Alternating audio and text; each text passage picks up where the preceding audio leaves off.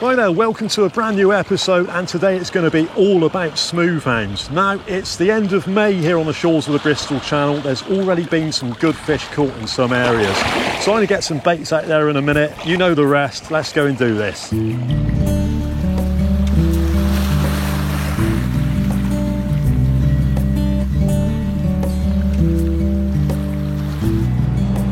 Well, after failing to pick up a hound or a bass a couple of days ago, I just had to get back out today, and I'm trying to mark a little bit further down channel, and I've got a fish on, but it's gone to ground, and now it's moving again. I'm not sure if it's a smoothhound. There's loads of weight to it, but it's really hanging out in that tide. Like I say, it's not really swimming around as such. I'm thinking it probably is a ray. It's only about 30 yards out now, and I'm free of snags out in front there, I think. So should be okay. It's definitely not a smoothhound.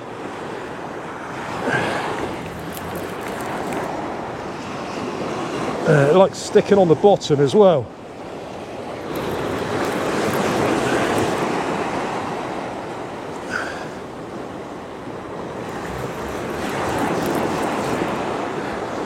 There we go, we're about to find out anyway.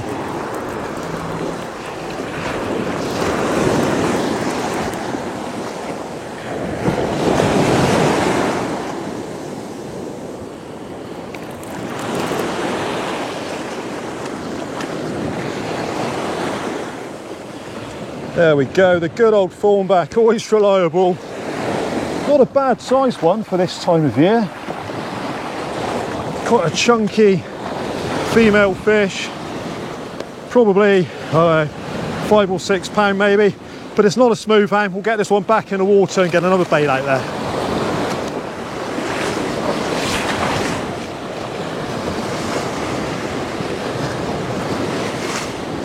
Well, I wasn't 100% sure, but I think I am now.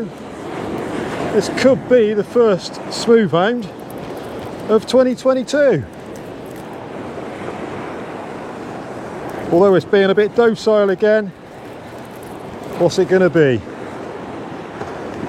Oh, it's a hound. Yeah, there she goes. So a lot of people, when they hook a hound, they start to panic a bit. They start messing around with their clutch, giving it line. You don't need to give a smoothhound any line at all. If it starts pulling back, take a few steps forward. But when I read about someone hooking a hound and taking 50 yards of line off the reel on a run, it's a little bit far-fetched really. Now I've just got to watch this other line next to me a minute. Try and steer it away as best I can. Not always easy. Lovely fighting fish, the smoothhound though.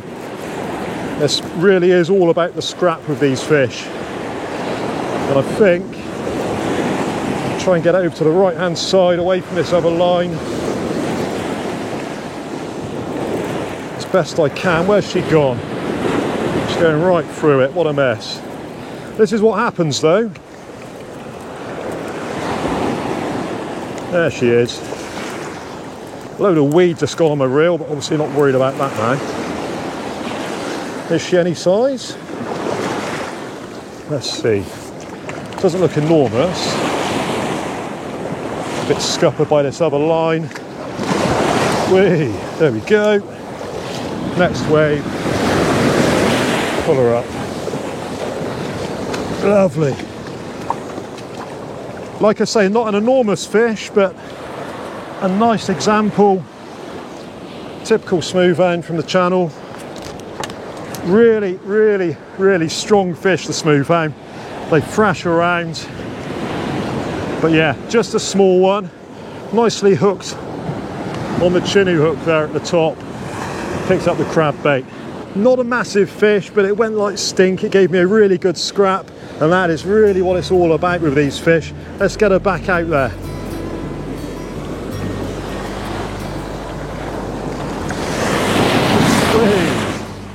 For those of you interested in the tackle side of things, as ever, we were keeping it simple, and every fish in this video was caught on a simple pulley rig.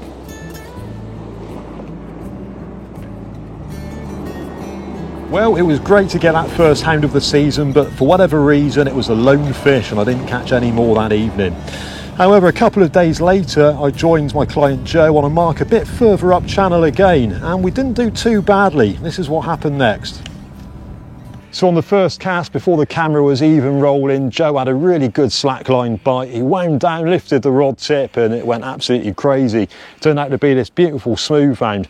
Now, we haven't weighed her yet, but I'm guessing she's going to be, I don't know, 12 or 13 pound maybe, but a really good start to the session all the same. Really chuffed with that. What do you reckon, Joe? Yeah, unbelievable. My first ever smooth hound. I couldn't ask for anything better. Thanks ever so much. Not a bad fish at all, is it? No. Let's see if we can get some more.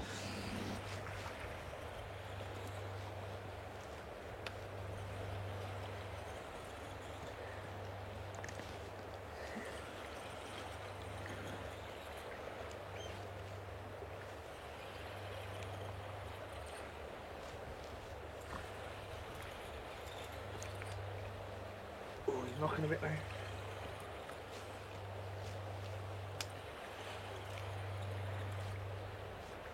There he goes. So Joe's just had a really nice bite, a good slack liner again, and I'm thinking this is going to be his second smooth hound of the day. The first one, unfortunately, the camera wasn't rolling, and this is a very small, very pale looking smooth hound. Not the kind of fish you expect to catch this far up the channel, but yeah, that's a very bizarre looking hound. So this is a much smaller smooth hound, as you can see, probably around 6 pound in weight, but a really pale fish. It's quite unusual to see one that looks like this, and it's also quite unusual to see one this small this far up the Bristol Channel, but that'll do for a second cast, Joe, anyway. Yeah, definitely. Right, we're going to go move on to another mark now and catch the flood tide. We'll see you down there. Well, we're on the second mark, and this is Joe's first cast, and he's just had a bite, and I'm not thinking it is a smooth hound, but there's a little bit of weight. I don't think it's going to be a huge fish, but we're going to find out in just a second. What do you reckon, Joe? It's looking a bit light now, mate, isn't it? Yeah, I didn't think there's anything on there.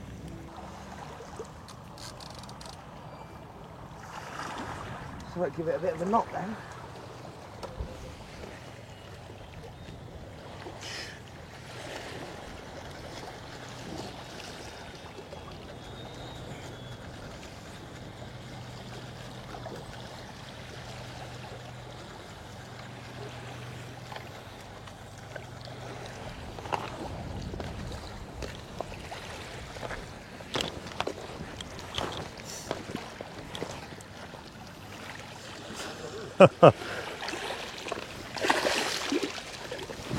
Seeing as this small conger wasn't the target species, we were more than happy for it to release itself in the edge and slither off back into the darkness. Look at him go. By sheer coincidence, when we first arrived, my friend Martin Pierce, also known as Taff, was already fishing, and so welcomed us to fish alongside him. Well, Taff's just had a really delicate bite, but he's hooked into something here. It's going really well, so I'm guessing it probably is a smooth hound. It's really swimming around, kiting about in the tide. Not too far out either now.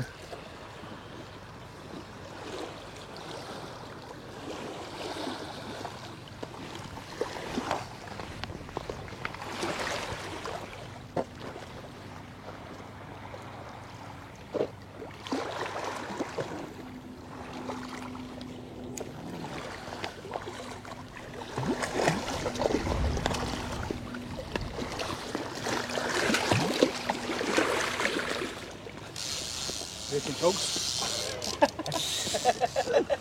Got her now.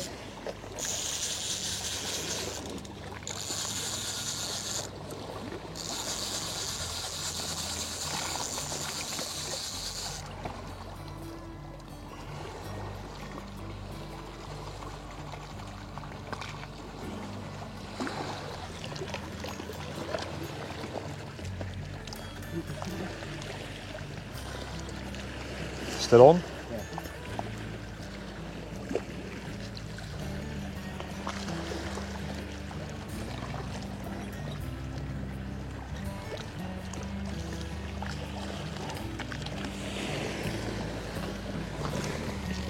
There she is.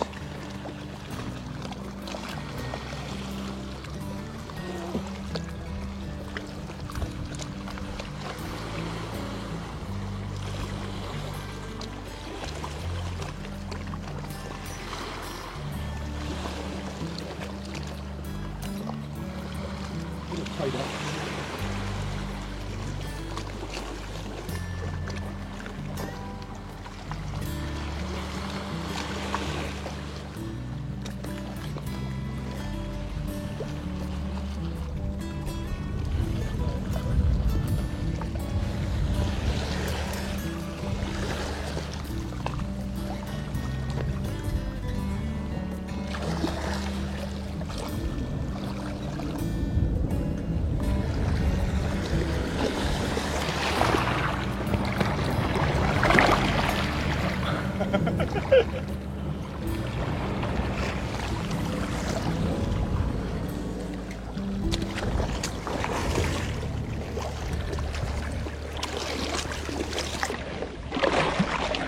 So obviously today I've been running a guided session down here with Joe. He's stood over by his rod waiting for a bite. But my old mate Taff's been down here at the same time and he's pulled out 3 cracking fish today. They've been in a rock pool. There's no harm been done to the fish whatsoever and he's going to release them right now. Well done, mate. Nice bag of fish. That's right, thank you, John. I say not the biggest stamp of fish. I think one was 11.5. Yeah. And the rest about 9s and that. Nothing special, but yeah, they're all right. Quite unusual really for down here, isn't it? Yeah, but it is. there we go.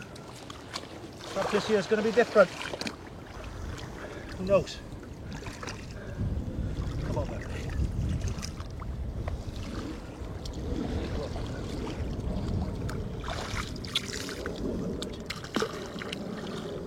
Lovely to see him swimming off at the end of the day though, mate. It is, Jan. It is, Jan. Like I say, you know, why would anyone want to hurt anything like that? Absolutely, really good sporting fish, aren't they? I mean, I've seen you landing a couple of those fish. They go like the absolute clappers, don't they? Like I say, it's the best fun short of toping. Yeah. Best fun short of toping. Absolutely, I agree with you. Well, I really do hope you've enjoyed today's video, but before I let you go, I just want to bring up the safety aspect of fishing some of these marks.